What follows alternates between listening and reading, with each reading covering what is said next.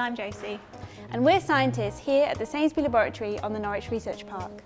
Just like humans, plants can get infected with bacteria, fungi and viruses that make them sick. At the Sainsbury Laboratory, we study how and why this happens.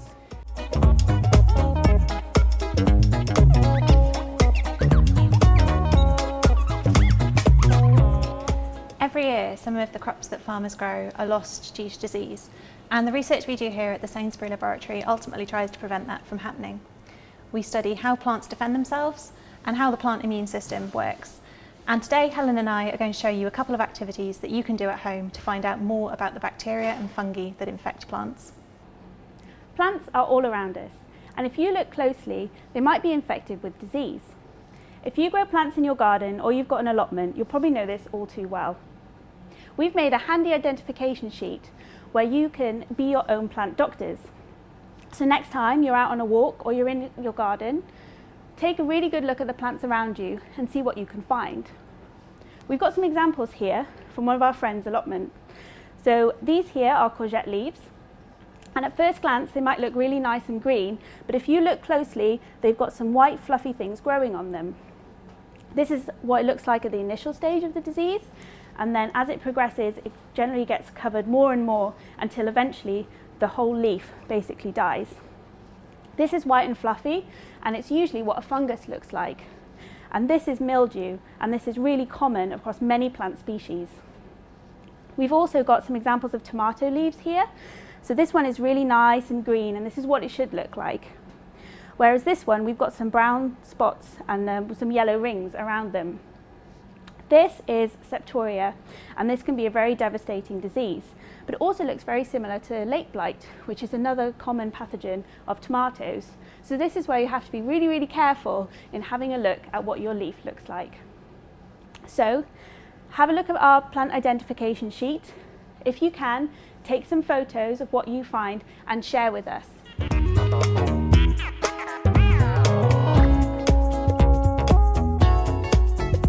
In the Sainsbury Lab, we study lots of different fungi and bacteria, and in order to do that, we grow them on petri dishes like these. So these petri dishes contain a jelly-like substance, which also contains all the nutrients or food that the bacteria and fungi need in order to grow.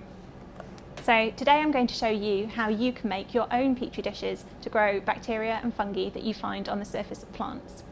So to do that, you're going to need some beef stock cubes, some sugar, and some agar that you can find in local health food stores, as well as some jam jar lids.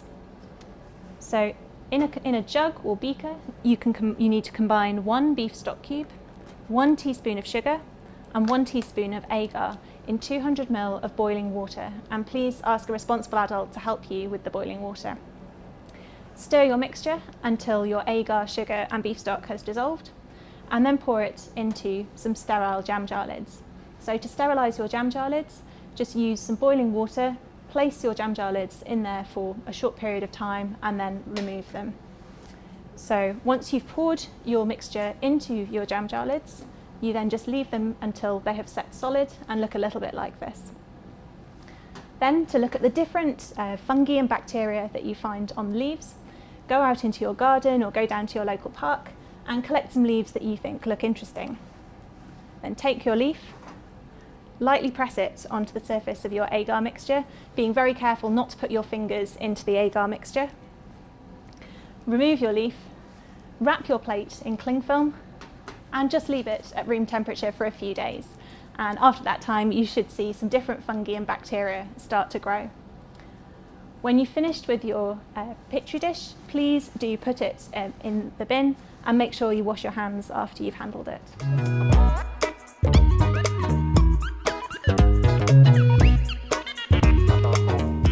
Thank you for watching, and we hope you have loads of fun with your experiments at home and find some really cool and interesting plants outside. And please do share photos of the things that you find on your walks outside and also the things that grow on your homemade petri dishes via our social media. Thank you.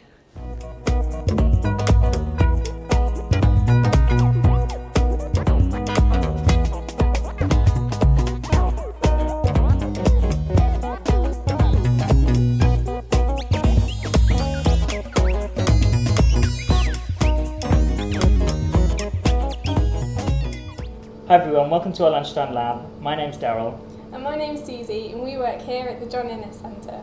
And we are entomologists. But what is an entomologist? Well, an entomologist is someone who works with insects. We study them to learn more about their behaviour, their biology, and how they interact with the natural world. Here we keep insects from all over the world, some of which cause major crop damage to our farmers and our growers. And as good as insects are, unfortunately sometimes they appear in places we don't want them. More specifically, they eat the plants that we don't want them to eat. Have you ever tried to grow plants in your back garden? Maybe some yummy scrummy vegetables or some flowers? You've watered and nurtured them every single day, and then one day you wake up to find they've been completely decimated by insects? As annoying as that is, luckily for us, these insects can leave behind clues so that we can work out who's caused that damage. So, we need you guys to help us and become pest detectives and find out which insects did the damage.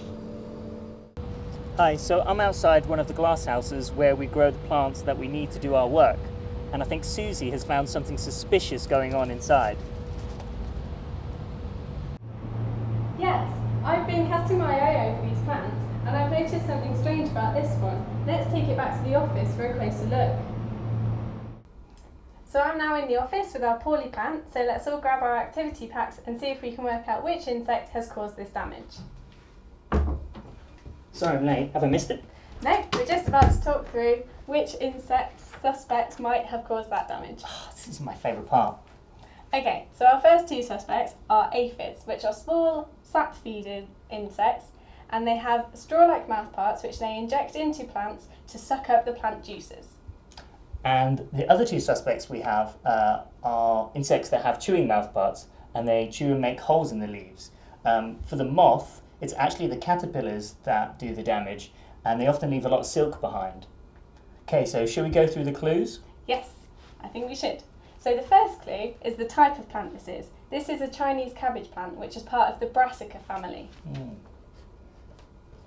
And this insect damage looks very distinctive. It's like holes in the leaves, and the little specks look like the insect poo, which looks like frass rather than sticky honeydew. Okay, so using these three clues, can you work out which of our four insects might have caused this damage?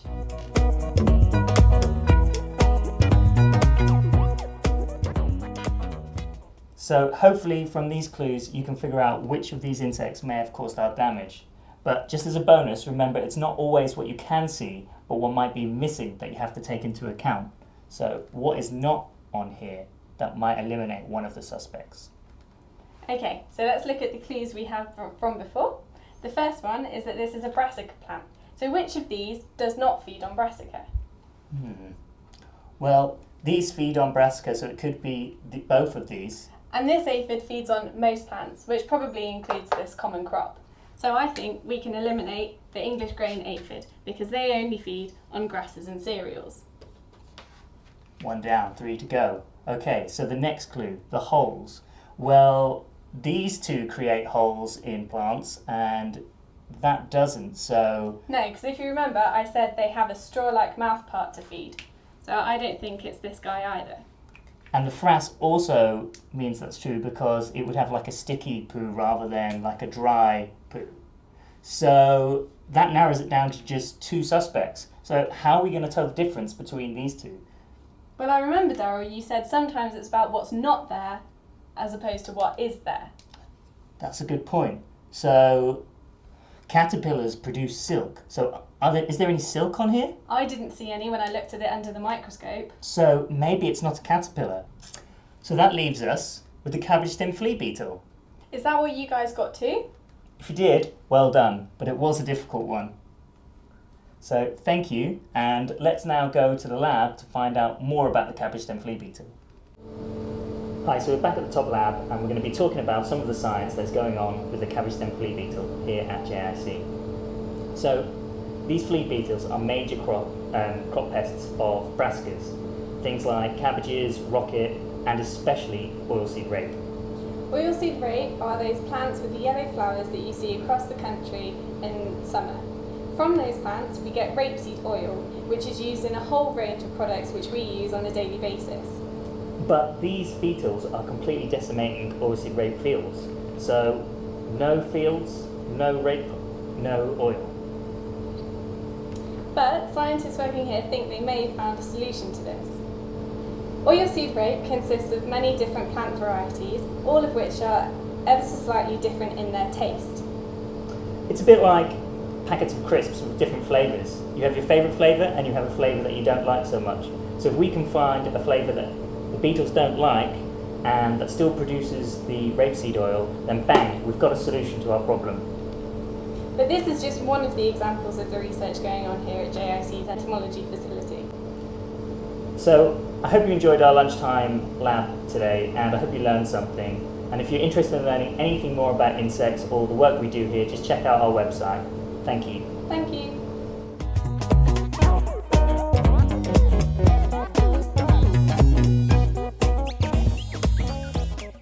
Hi, I'm James and I work here at the John Innes Centre. The scientists here are really interested in understanding better the science of plants, and in particular plants that we eat, foods like the tomato. Something that's really interesting is that tomatoes aren't all the same. I've got some here, look. Some are orange and some yellow, some are red, some are really tiny and some are really big. And they taste and smell slightly different too. So why is that? Well, it's because of their DNA. The DNA is really the instructions to tell something how to grow.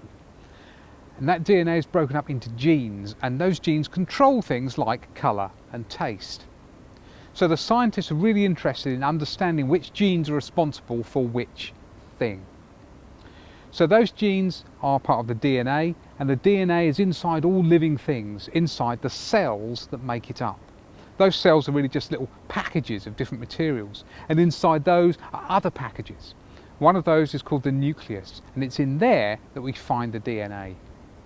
So we've come indoors into the lab, and we've got some of our tomatoes. And I'm going to show you how you can get that DNA from the inside of these tomatoes so that we can see it.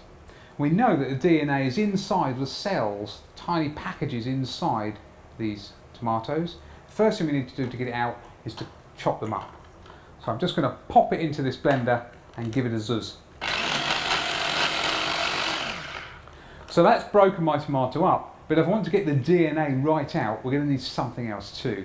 We need to make our extraction solution. And the first thing is some water.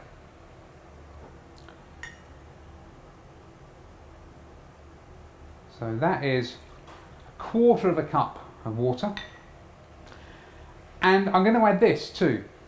Got some washing up liquid, some soap. And we've all been washing our hands all the time, haven't we, for the last few months. And the reason we're told to use soap and wash our hands thoroughly is that the soap breaks open the walls of those little packages that all living things have. It will kill the virus, but it will also let us get the DNA out of our tomato by breaking down those barriers. So I'm going to add about 1 teaspoon of washing up liquid.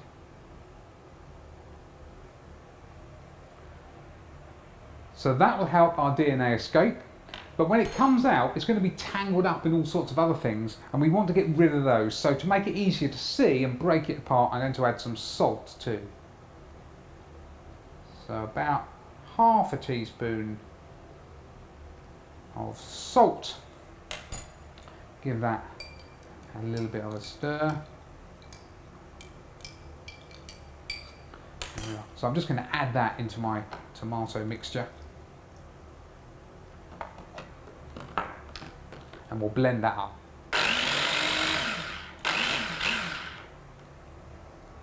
So inside here then, I've got my tomato, and hopefully we've broken down all the cells so the DNA can escape. But we've still got some quite big bits of tomato in there, and I want to get rid of those. So I'm just going to put it through a little sieve.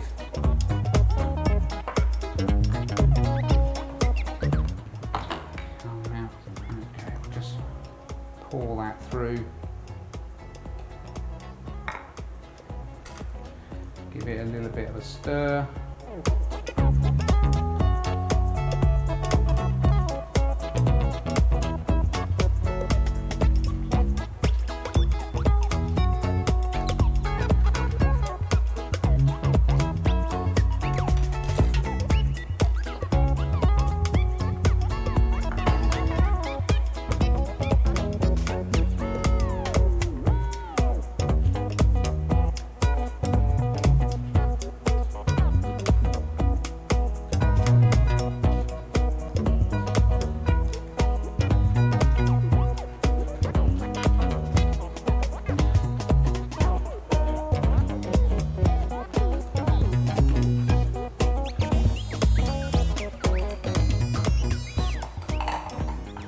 Okay, so in the glass then, we've got the juice out of that tomato, and we know that contains the DNA, and we hope we've broken open those cells so the DNA can escape.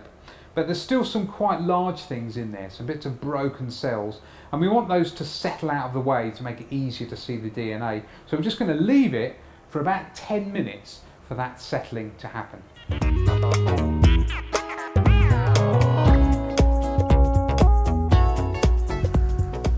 So we've waited about 10 minutes and the heavier things have dropped to the bottom of the glass. So in there we have, hopefully, the DNA that's come out from inside the cells of those tomatoes, but we can't see it.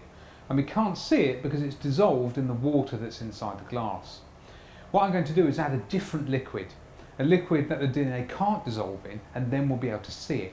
So I've got some surgical spirit. Now I've had this in the fridge to keep it nice and cool because that will help. And I need to pour it gently onto the surface of the water in the glass. So I'm going to pour it just down the side of the glass. And it will float on top of my tomatoey mixture. And very slowly it will start to mix with the tomato and the water underneath. And as it does that, we should start to see little strands of our DNA coming out and being visible on the top. We need to leave that to happen, so we're going to wait another 2 minutes or so.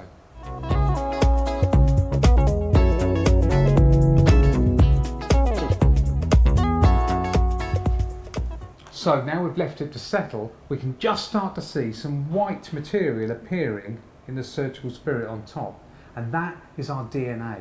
Now DNA is really, really tiny, so what we're seeing is quite a lot of it clumping together in the surgical spirit. Now we could do the same thing, of course, with any living thing because everything contains DNA. So we could put a banana with some soap and some salt and we'll see the same result. We could put you in a glass and mush you up with some soap and some salt and your DNA would come out too. I wouldn't recommend doing that particular experiment.